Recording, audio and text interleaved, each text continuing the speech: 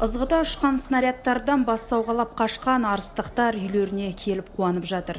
Кеше ғана аспаннан төпелеп жауған оттан қашқан олар сол күндерін қорқынышты түсте естеріне алады. Неше күннен даурыққан халықтың қамын біліп қайтайық деген мақсатпен камералып көшеге шықтық.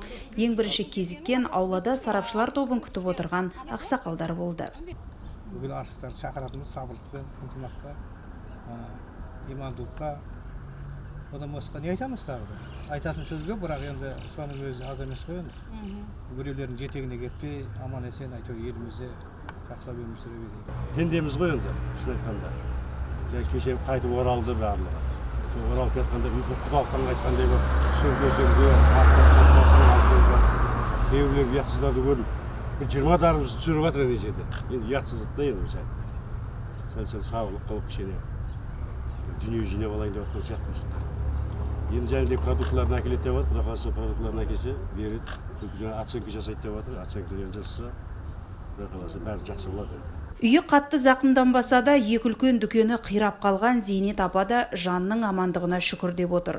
Қиын қыстау заманда жерлестеріне сүйеу болған Қазақстан халқына дән риза екенін жеткізді арыс тұрғыны.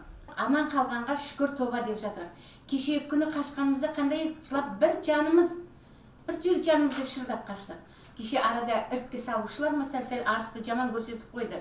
Бәрі үй сұрап, жер сұрап деп.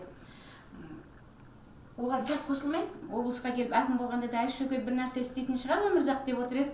Асқымнандай нәубет келгенде басына келіп отырам осы жерде бір ай біткенше деп отыр. Өмірзақ айналайын, өзіне артар күшіміз, жүгіміз көп. Соны көтеретін күш берсін Алла тағала өмірзаққа. Құдай қаласын осы халқының арысының бас көтерер ер азаматтар аман болсын. Мұрат осы арыста туып өскен, бүгінде 4 баланың әкесі. Енді ғана іргесі қаланып біте берген үйдің терезелері толқыннан шағыла бастағанда балапандарын құшақтай қашқан.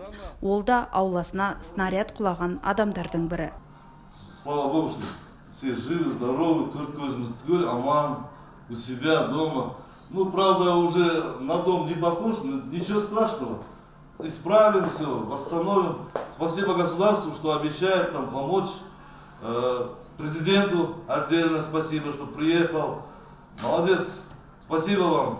Вы мужчина, оказывается. Болған оқыс оқиғаны біразы ой елегінен өткізіп қорытынды жасағандай. Ендігі тілектері сүйікті қалаларының жайнай түскені. Оның да күн алыс емес деп отыр ақкөңіл тұрғындар.